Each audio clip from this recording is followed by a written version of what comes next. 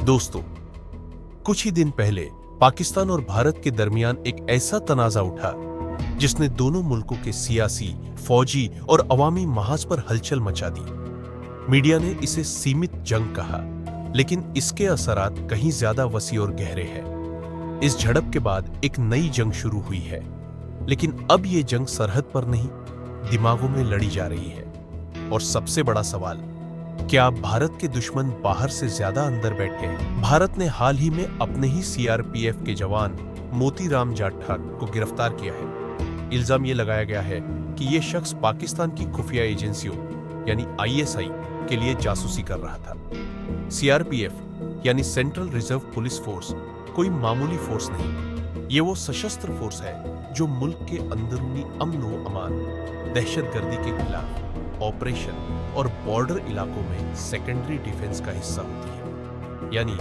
यहाँ की जानकारी बेहद हसास और अहम मानी जाती है। और अब यही जवान जिसने अपने ही मुल्क की हिफाजत की कसम खाई थी, उस पर यह इल्जाम लगना कि वो पाकिस्तान को डिफेंस से जुड़ी सेंसिटिव जानकारी दे रहा था, ये किसी सनसनी से कम नहीं। मोतीराम जाट को नेशनल इन्वेस्टिगेशन एजेंसी यानी एनआईए ने गिरफ्तार किया।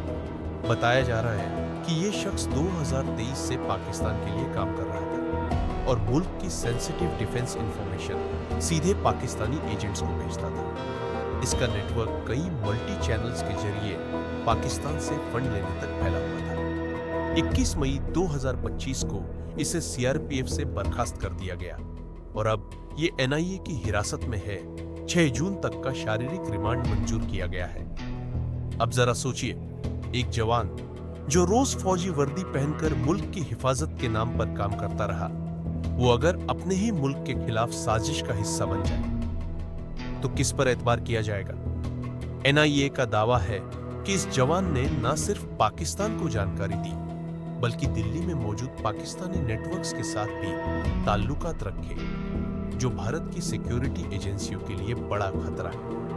अब तक पाकिस्तान की तरफ से किसी तरह की तस्दीक नहीं की गई कि ये शख्स वाकई पाकिस्तान का एजेंट है या नहीं। ना ही किसी सरकारी बयान में इसका कोई नाम आया है, लेकिन भारतीय मीडिया और अवाम की नजरें अब हर उस शख्स पर है जो पाकिस्तान से कोई ताल्लुक रखता है। कुछ दिन पहले एक और चौंका देने वाला वाकया पेश आया। एक सिख यूट्यूबर लड़की जो टूरिस्ट के तौर पर पाकिस्तान आई थी, उसे भी गिरफ्तार कर लिया गया।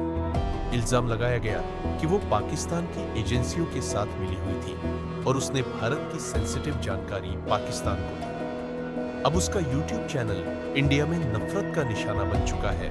लोग उसे अनसब्सक्राइब कर रहे हैं, सोशल मीडिया पर गालियां दे रहे हैं और उसे देशद्रोही करार दे रहे हैं। तो सवाल ये उठता है, क्या वाकई भारत को अब हर शख्स से खतरा महसूस हो रहा है, या फिर ये जंग में शर्मनाक शिकस्त के बाद एक ऐसा मनोवैज्ञानिक असर है जहां मुल्क का अपना ही भरोसा टूट चुका है? जब आप किसी दुश्मन से हारते हैं तो कभी कभी असली वजह तलाशने की बजाय शक की सुई अपनों की तरफ मोड़ दी जाती है।